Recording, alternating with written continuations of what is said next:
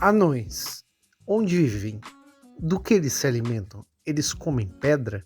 Como eles se reproduzem? As anãs têm barba?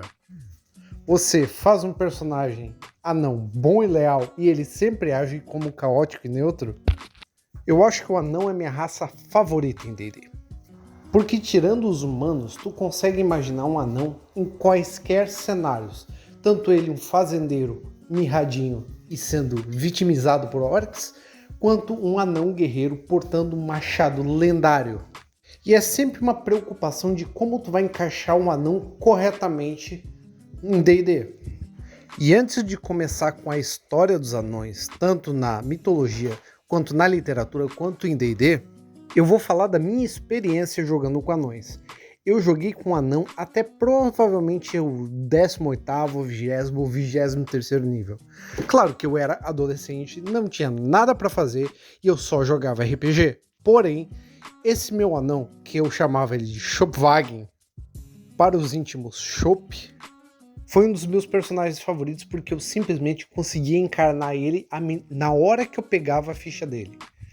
E ele era pra ser um personagem bom, mas no final ele ficou um personagem meio neutro e meio maligno. Porque quando tu joga de anão e tu não tá jogando de clérigo leal e bom, tu começa a mudar a voz. E tu começa a inventar histórias de quando você morava na montanha e você tirava leite de pedra.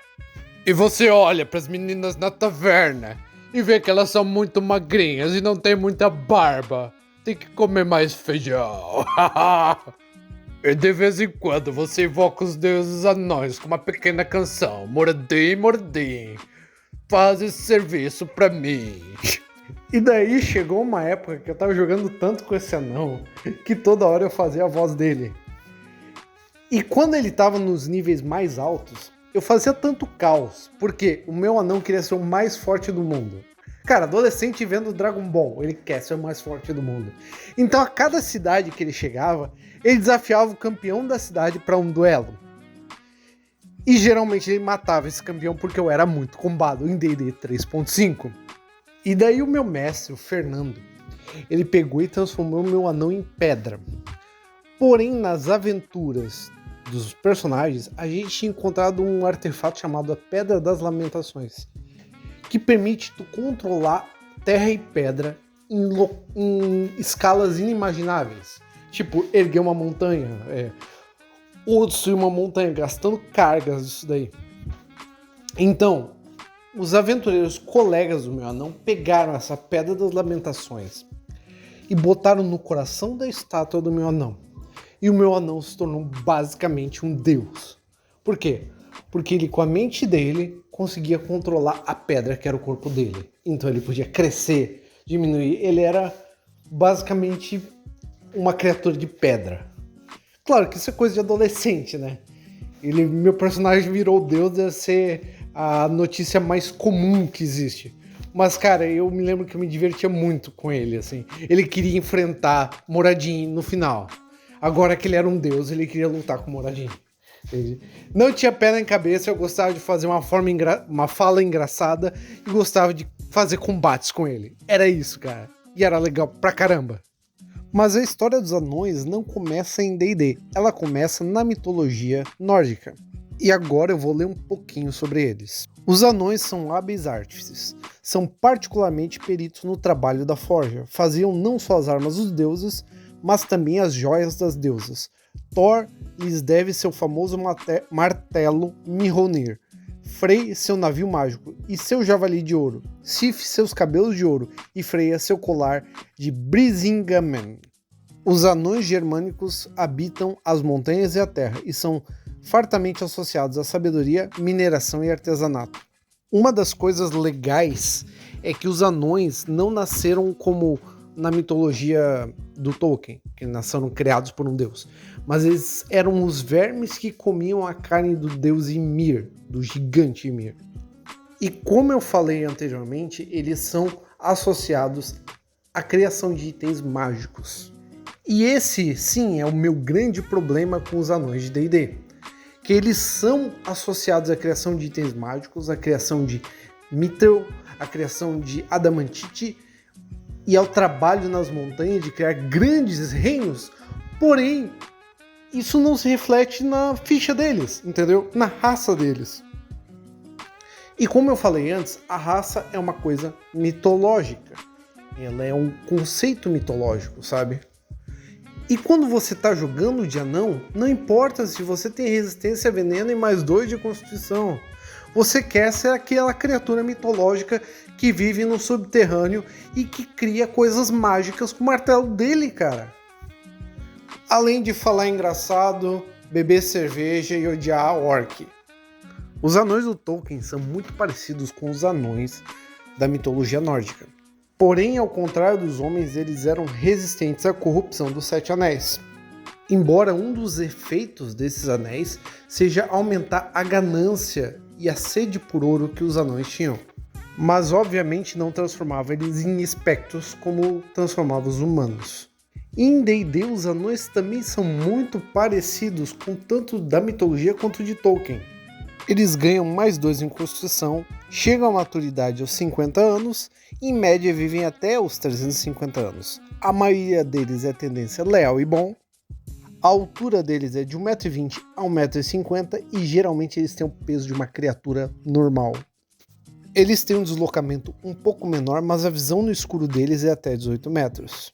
São resistentes a veneno e racialmente recebem um treinamento em martelos e machados. Ganham proficiência em ferramentas de artesão e Stone Cunning, que é como se fosse uma inteligência das pedras. Ou seja, sempre que ele fizer um teste de história para analisar pedras e construções, ele ganha um bônus na sua proficiência. E se ele já é proficiente em história, ele dobra esse bônus.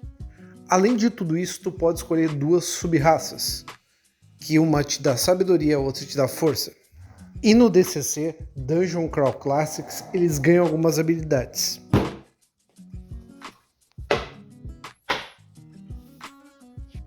Eles ganham todas as habilidades de guerreiro, porém, eles também ganham uma habilidade de lutar com escudo melhor que os outros. Eles podem atacar com escudo, além de se defender. Quanto às habilidades anônicas, se é que isso existe, eles ganham um bônus contra armadilhas e para encontrar portas secretas onde tem construções de pedra. Além disso, eles ganham também uma habilidade de farejar ouro até 30 fits, 9 metros. Ou seja, ouro escondido, eles percebem. Isso é para deixar o gostinho de anão. E anão, em DCC, ele não é uma raça, ele é uma classe. E no D&D original é a mesma coisa. Ele é um guerreiro com visão no escuro e algumas habilidades a mais. Porém, aqui a gente volta a uma pergunta: como fazer esse anão se tornar um anão mitológico? E eu vejo que o anão é dividido em 2 características principais que existem em todas as lendas, histórias e jogos de RPG. A primeira é que ele é uma criatura subterrânea, então ele deve ser a única criatura com visão no escuro, ou alguma coisa parecida.